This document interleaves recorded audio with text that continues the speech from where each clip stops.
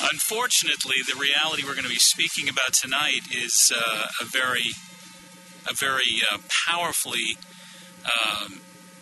let's put it this way, it's a very frightening reality. It's a very powerful attention getter, because we're going to be talking tonight about your immune system. We're going to be talking about what many are anticipating as the swine flu pandemic. And there's so much to talk about regarding this frightening issue, but I wanted to lead in this evening with something that I found on WorldNet Daily today, September 13th, 2009. Just a few pieces of information. France is already responding to the pandemic level 6, complete with military-enforced mandatory vaccinations. They're going to be mandatory throughout Europe. According to the International Health Regulations of 2005, the World Health Organization and the United Nations become the controlling agencies of the U.S. in the event of a declared level 6 pandemic, a world pandemic, and are entitled to control of this country under martial law under the pretext of fighting a pandemic emergency. And the refusal of World Health Organization mandated vaccine has been criminalized. Police can actually use, if needed, deadly force against what are referred to as criminal suspects refusing vaccination. It sounds surrealistic, of course, and unfortunately it is not. It's absolutely mind-boggling. Nonetheless, what we're up against, of course, is we're up against the anticipated, much-awaited H1N1 swine flu.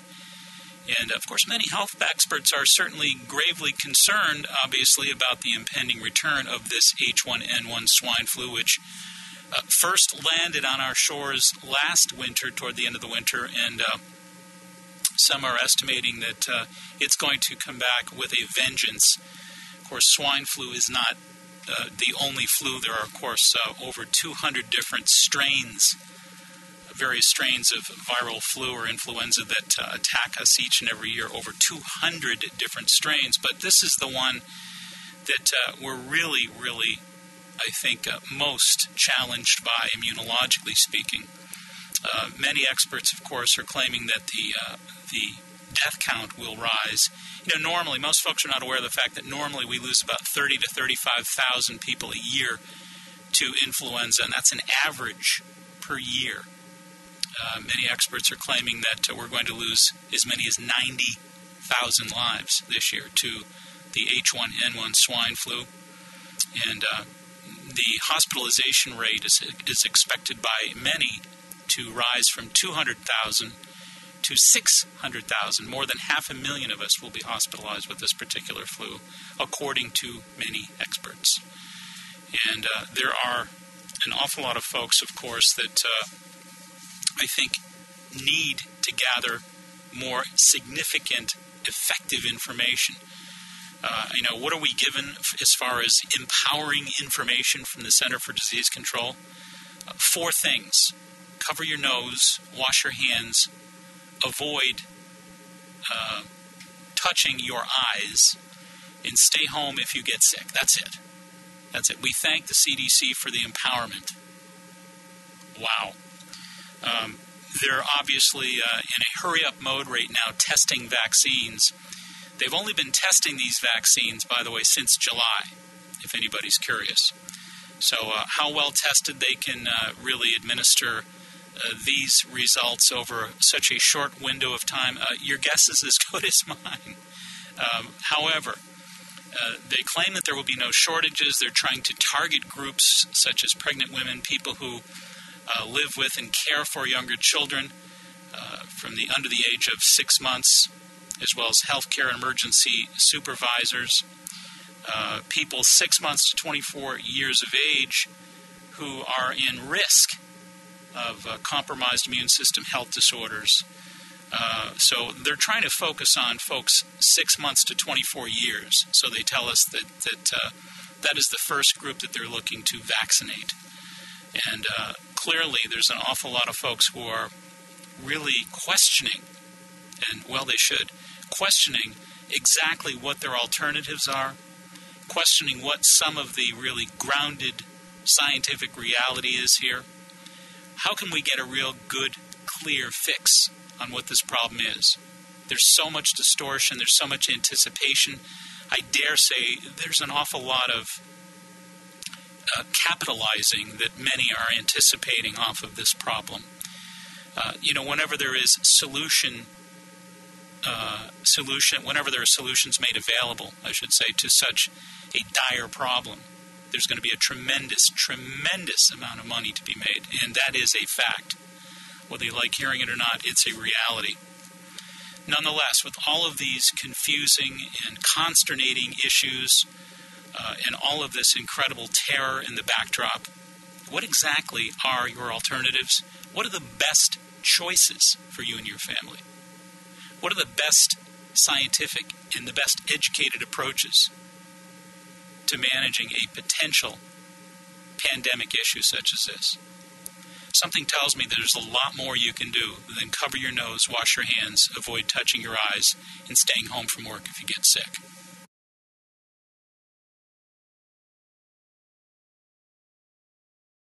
Do our research. I talk to researchers, friends of mine, Dr. Kabar I mentioned. I constantly talk to folks around the country about what the best medicines are, what the best natural approaches are to fighting viruses such as the H1N1. There are viable solutions, natural medicines that really work. And preventable. Preventable as well.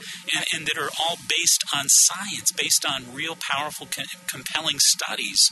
The work that Dr. John Kabar, my dear friend Dr. Kabar, did back in 1982, when he found that indeed there was a very simple fatty acid called lauric acid.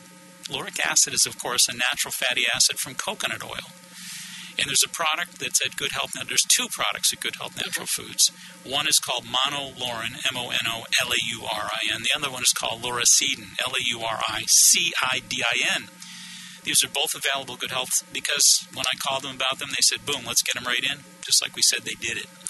So these were found to be successful at turning back the swine flu and the bird flu. Influenza A, by the way, that's what these are. These are influenza A strains. And Dr. Kabar back in 1982 found them to be effective at turning back the various strains of influenza A, including bird flu, swine flu, etc. So there is one solution that we've had since 1982, documented at the Center for Disease Control, that virtually nobody knows about. And anyone who's been listening to your show, those are the two things you We know it. Well, and the other thing that we're going to put on board here, too, is something I just found recently that I think is extremely important because it's hard to get little guys, the little kids out there, right, the 2- and 3-year-olds, the 6-month-olds. It's so difficult for these little guys and gals to really take a pill. So what do we do for them? Well, we found a great solution for them. There's something called Flu Stop. Flu Stop is a spray. It's a spray. And the Flu Stop spray is actually a remarkable medicine that was researched extensively at the National Academy of Sciences, clinically proven by Dr. D.S. Liu, who did all the SARS research for the World Health Organization back in 2003. And what he did is he actually tested it under World Health Organization antiviral standards, found out that it inhibited what's called hemagglutinin A and the NA as well. So the HAs and the NAs, the neuraminidase, these are big terms or big words, but all they basically are is they're the agents that allow for the replication of influenza. So his research back in 2003, World Health Organization standard research, and it was really powerful research that found 82.9% reversal of all symptoms associated with these flus in 3 days.